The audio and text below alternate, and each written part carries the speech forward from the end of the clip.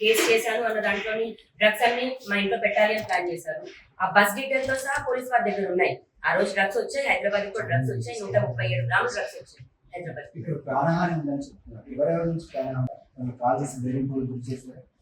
నన్ను బెదిరిస్తున్నారండి, నాకు threat calls కూడా వస్తున్నాయి. ఇక్కడతో ఇదంతా నువ్వు ఆపేయి అని అంటున్నారు, లేదా చంపేస్తామని. ఆఖరికి వాళ్ళ ధైర్యం కూడా అదే అండి. రాస్తారు గర్ల్ ఫ్రెండ్ ఇదే అయితే మరి మిగతా బాధితులు ఉన్నట్టే కదండి. మరి ఆ బాధితులు బయటకు రమ్మనండి, బయటకు వచ్చి చెప్పమనండి, నేను కూడా ప్రూవ్ చేసుకుంటాను. వాళ్ళే నాకు ఫోన్ చేసి ఆ వీడియో డిలీట్ చేయాలి లావణ్య, ప్లీజ్ ఆ డిలీట్ చేసేదానికి హెల్ప్ చేయి. ఎందుకంటే వాడు ఎంత సైకోనో మాకు తెలుసు. అండ్ చాలా మంది అమ్మాయిలు వీడి దాడి తట్టుకోలేకే ఫారెన్ కి వెళ్ళిపోయారు. ఒక 4 అమ్మాయిలు ఫారెన్ లోనే ఉన్నారు. నేను వాళ్ళ ఎవరి పేర్లు నేను చెప్పదలుచుకోలేదు.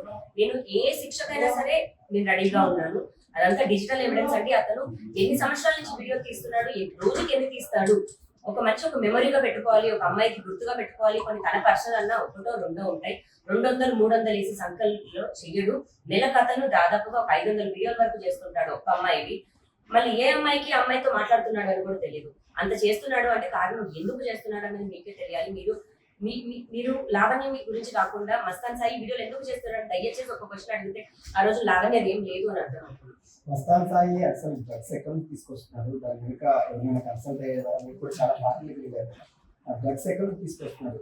ఇప్పుడు అతను రిలీజ్ అయిన పార్టీస్ లో ఎందులో కూడా నేను లేనండి. అతని పాస్ట్ లైఫ్ అందులో అతని భార్యతో సహా అతని మిగతా వాళ్ళ ఫ్యామిలీ మెంబర్స్ తో సహా ఉన్నారు.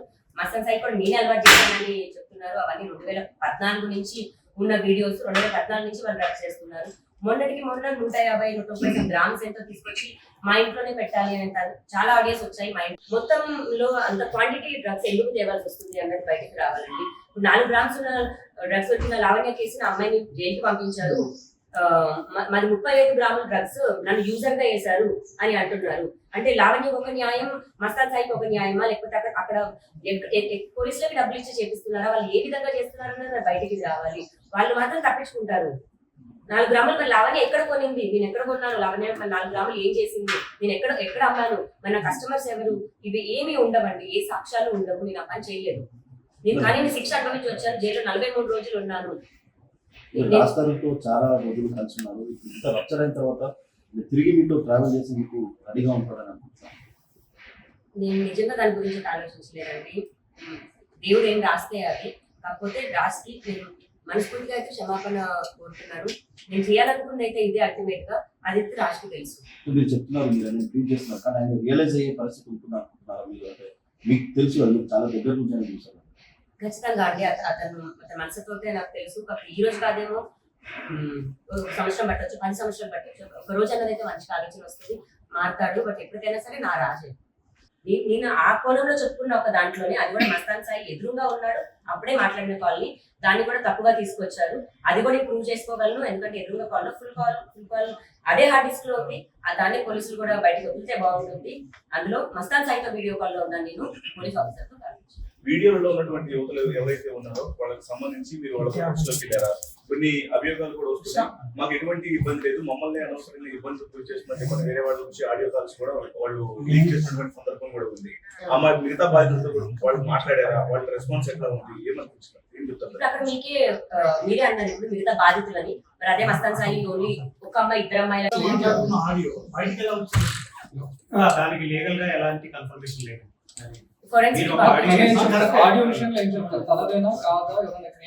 నా అరెస్ట్ కి నేను ప్రిజన్ నుంచి బయటకు వచ్చాక నాకు ఎటువంటి సపోర్ట్ లేదండి. అండ్ రాజుని కూడా ఎప్పుడు ఇన్వాల్వ్ చేయలేదు. రాజ్ తరుణ్ కూడా బేసిక్ లాయర్ ని కూడా ఎప్పుడు నాకు పెట్టలేదు. ఎగ్జాంపుల్ సో నేను బయటకు వచ్చాక నా ప్రయత్నం నేనే చేసుకోవాలి. సో నిజాలు ఏంటి అని మళ్ళీ నేను మస్తాన్ సాయిని అడిగేదాన్ని. మస్తాన్ సాయి అదే అండి, సెప్టెంబర్ లో, లాస్ట్ ఇయర్ సెప్టెంబర్ లో ఆ ప్రాసెస్ ఏం జరుగుతుందంటే, ఆఫీసర్తో మాట్లాడుతున్నాను. ఆయన కలిసి చెప్తాను అన్న ఒక మాటకి మీరు కలిసి చెప్తా అన్నారు కదండి ఏంటి అని అడిగితే, ఆయన నేను బయట ఉన్నాను, పార్టీలో ఉన్నాను అని అన్నప్పుడు నేను అది నిజంగా నాకు రావాలి. ఇప్పుడు అతను పర్సనల్ గా మాట్లాడుకున్న ఒక కాల్ అయితే మస్తాన్ సాయి వీడియోలో పెట్టుకొని మాట్లాడాల్సిన అవసరం లేదండి. ఇప్పుడు అతను వాళ్ళ డాడీ మేము పోలీసులు. కానీ ప్రధానాంశం ఏంటంటే, చాలా మందికి ఒక అపోహ ఉంది, వీడియోస్ ని లావణ్య లీక్ చేస్తుంది, చాలా మంది మహిళలు లీక్ చేస్తుంది. ఇది పూర్తిగా అవాస్తవం. ఏ ఒక్కరి దగ్గర అయినా సరే లావణ్య లీక్ చేసిన వీడియో ఉంటే తీసుకోండి, తన లీగల్ గా కాన్సిక్వెన్సెస్ ఫేస్ చేయడానికి రెడీగా ఉంది. ఇప్పుడు లావణ్యకి సంబంధించిన వీడియోస్ ఎవరైతే రిలీజ్ చేస్తూ ఉన్నారో వారి మీద కూడా చట్టపరమైన చర్యలు తీసుకోవాల్సిన నెసెసిటీ ఉంది. మస్తాన్ సాయి 31వ తారీఖు ఇక్కడకు వచ్చిన రోజున వాల్వో కారులో వచ్చాడు. ఆ కారు ఇప్పటికీ ఇదే బిల్లాలు బయట ఉంది. దానిలో డ్రగ్స్ ఉన్నాయా ఏంటి అనేది పోలీసులు వారు సీజ్ చేసి దాని మీద చర్యలు తీసుకోవాల్సిన నెసెసిటీ ఉంది.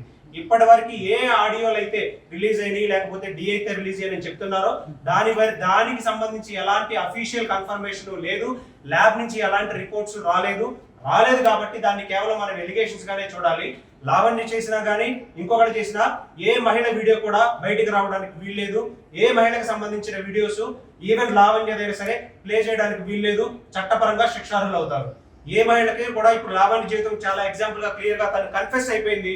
సెల్ఫ్ కన్ఫెస్ అయిన మహిళను కూడా టార్గెట్ చేసి తనను వివస్త్రతను చేసి బట్టలు ఓడిసినటువంటి వీడియోలు ఈ వీడియోలో యూట్యూబ్ లో ప్లే చేస్తున్నారంటే ఒక్కసారి ప్లే చేసే వాళ్ళు కూడా ఆలోచించాల్సిన నెసిటీ ఉంది.